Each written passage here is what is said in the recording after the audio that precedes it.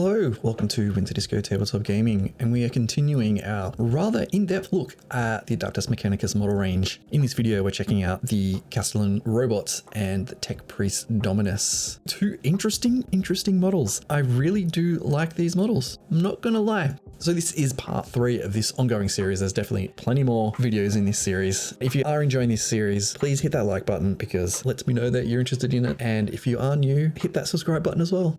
So let's get on with this review, and we're going to start with the Kastelan Robots. What an odd model.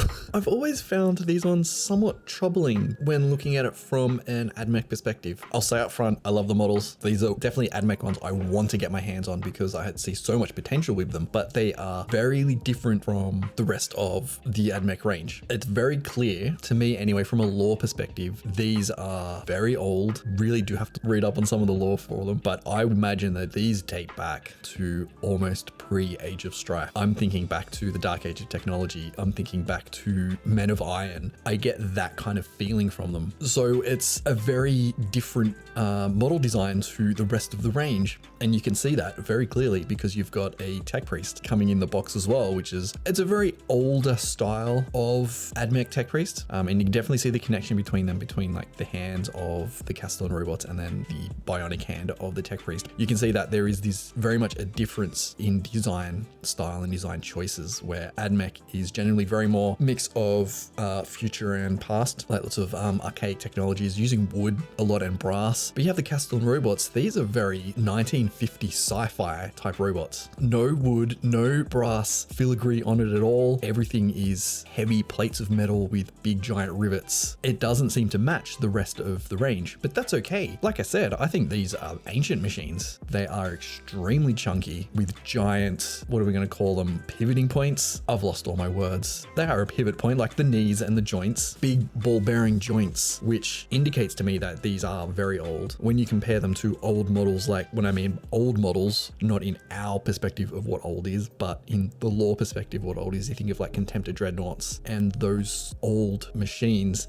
They have big chunky joints, big flat panels of things, very much along the lines of the Kastelan Robots. So that's why I'm thinking these are very old, and it makes sense that the design is very different, much more rounded shapes. I don't think there is a single flat surface on this model at all. And it looks like there's right angles, but the arms is all round, like down to the head too. Even that giant robot head, very odd. But like I said, I really like these models, like really like them. I think it is these big, chunky, defined features, like the giant knee pads, the giant feet, like even the ankles are huge, giant circular shapes, like bolted on, and then the giant head, giant arms. It's, to me, while they are odd from an AdMech perspective, they really have a lot of character. You get the impression that these may be more than just thinking machines. I'm not going as far as saying they're AI, because the AdMech would never have AI. No, they definitely do not have AI.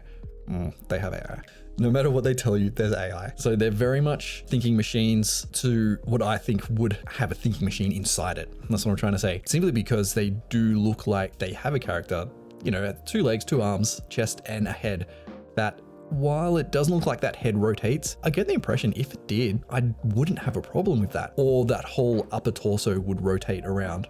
And you could just imagine that these machines do like loom over you and like bend over and look at you, even though it has like this no expression, complete blank expression. It's got no face, can't have an expression. But I get the impression that they're observing and watching and processing and being thinking machines. And I find that really creepy and unsettling. I've always found in art and horror stories and sci-fi, things without faces that should have faces is quite horrifying. It's this familiarity of a creature, in this case, a bipedal upright standing thing that obviously has hands, obviously has legs, obviously has head, but it's got no face. And while these do look somewhat comedic with their exaggerated legs and the giant head, huge arms, and giant hands, like very exaggerated, very comic, that lack of face is frightening and intimidating. So let's have a look at 360 of these things just to get an idea of, well, we look at the back. So you get the idea that these things are pretty old. We've got like a cable hanging out here. There's one missing from here. I do love the paint job, particularly on the arms, how it does have hazard stripes, but it's been torn away, like scratched off. Its fingers are completely scratched. They just haven't bothered to paint them or keep them. But it is very AdMech from that perspective, not just from the AdMech icon. But we have this rounded thing at the top, which again is almost Space Marine-like. It's almost like they've taken the top of a Space Marine backpack and that middle section just scaled it up and plonked it on. I still get the impression that this is old. This is not of the 40K universe, not of the 30K universe, possibly back to 20K. It's just that whole design aesthetic, just very 1950s oddness. And you do see that in the range of AdMech a little bit, particularly in some of the newer models with the new Archaeocopter flyers. That very rounded 1940s bomber, front bit cockpit of a bomber, like a giant US bomber dropping bombs everywhere. You get that impression.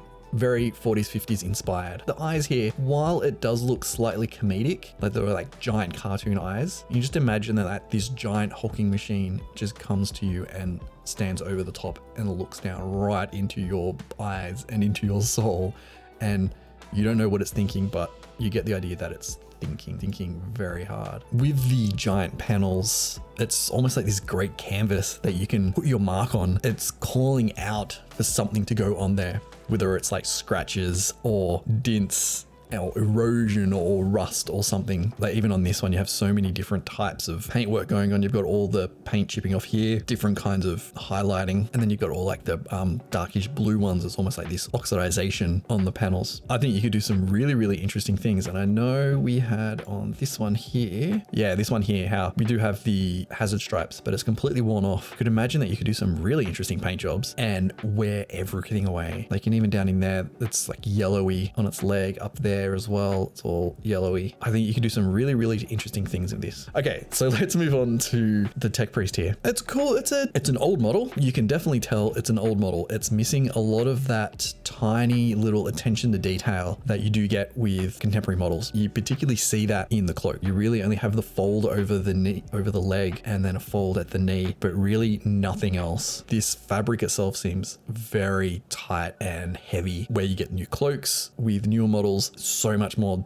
dynamic movement in there. You actually get an idea of a weight of that fabric and how it actually moves around. And here you don't really get it. It's just like just dropping down. So that's a little disappointing, but it is an old model. It's an old TechPriest, but there is so many little bits and pieces that I just want to steal. Get a 360 of this fella. Like so many bits. Iconic backpack with all the bits hanging out that AdMech have to have. All the cables, bundles of cables to plug in. Yeah, like a lot of detail, but a lot of big detail. It's lacking that sort of finesse that you expect now from Games Workshop, Citadel, and Forge World models. But still, okay, so there are some more creases in here, but not to the degree that we would expect these days. Like just lots of cabling and things, like lots of bits, which is exciting. It's a really cool head. Very different head to what else is around for AdMech. They haven't really gone with this design too much. It does have the big oval eyes, like the vertical oval eyes, which they do use a bit in AdMech still. But you know, you look at this model, you know it's going to be AdMech. It's got the giant cloak, it's got the backpack, it's got the that weird incense thing hanging off the back. So you know it's going to be, you know it's AdMech. Even if you took the backpack off, I think you'd be pretty sure, and get rid of the icons, you'd have an idea that this is AdMech. But yeah, I think it's just lots of bits on here that you could just take off and use. Bits ripe for conversion. So we've got some more close-ups here.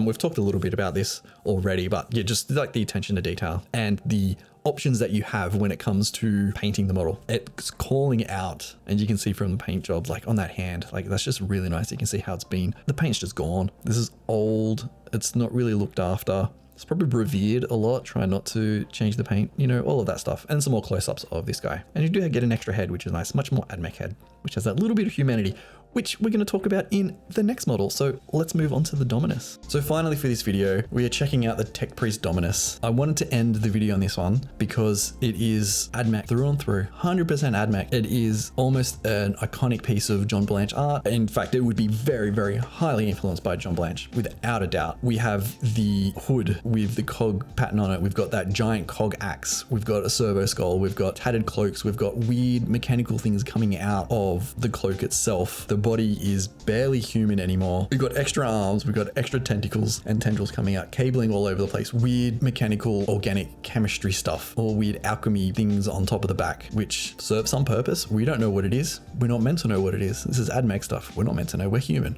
How would we possibly understand what that is? So to me, this is AdMech through and through, without a doubt. And when I think of AdMech, I think of John Blanche AdMech, which is all the holes in the cloak, that flowing feel of this, at some point, very human body, but now there's barely any humanity left. So I just love that flow there. Such a strong model, and like so many cool parts too. I've bought bits that's just the head and some other bits and pieces, because it actually comes with 2 different heads, I believe. And again, just like this weird mechanical stuff that how could we as humans that are not admech, that are not privy to this kind of weird machine religion, understand what it is? What do these things even do? Like particularly this one, they all generally all admech have them, but what does it do? Does it have a function?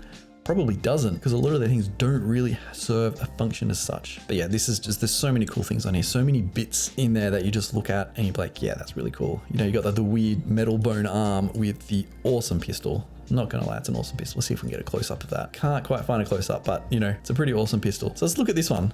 So this has the second head, which again, very admech to me. That headpiece, I imagine that his head all goes all the way up to there, and I think that's awesome. And the paint job too, really taking on that cog iconography, which is very reminiscent of early admech design. This model is just, to me, it is John Blanche without a doubt. And if you don't know who John Blanche is, he is one of the first, well, maybe not the first, but the early Games Workshop artist who still works for Games Workshop, I believe. I think he's just on a salary for life. He just does what he does, turns up, does some amazing artwork, and then just goes home. The story is, and he's told this story on one of the Warhammer podcasts, I can't remember which one it is. There's people hanging around waiting for him to finish an artwork, and they take it straight away and put it in the archive because it's so valuable. It might be just a little 10-minute sketch that he does, and he's finished it, someone will just snatch it and take it down to the archive, because what he creates is so important to the Warhammer aesthetic. And to me, this is just John Blanche. Just this model, particularly this head too. And let's see if we can find a close up of that. Yeah. The only bit of humanity left in this model is his eye and his hand. And even then, he has a giant claw on his finger, you know? There's barely any humanity left. And I just love that. And that's why I love this particular head. Because the other one, yeah, it's cool. It has more of the traditional, you could call it, admech head, which is like that weird pointy hood, and he has all his eyes removed with all like the canisters going out, which is awesome. But this one, just that tiny, tiny little eye. And that's just says like, there's a hint left. There's a hint of humanity left in there, just barely. And the body too, like this sprue here, it's so good. It really is one of my favorite models. It's like someone's just taken a John Blanche image and put it into 3D space. So there we go, Kastelan Robots and TechPriest Dominus. Like I said, the TechPriest Dominus, oh boy, yeah, such a good model. So that's where we're gonna leave this video. Let me know if you have enjoyed this series by hitting that like button and leaving a comment. Tell me what you like about these models, but also I wanna know what you don't like about them. Tell me something that you think could be improved. So I'm interested to know about what improvements can be made to the models. Also, if you're not subscribed, please hit that subscribe button and the bell so you can get the notification for the next video, which will be out next week. Or if you're in the future, maybe it's out now, who knows? So that's all. Thank you for watching, and I will see you next time.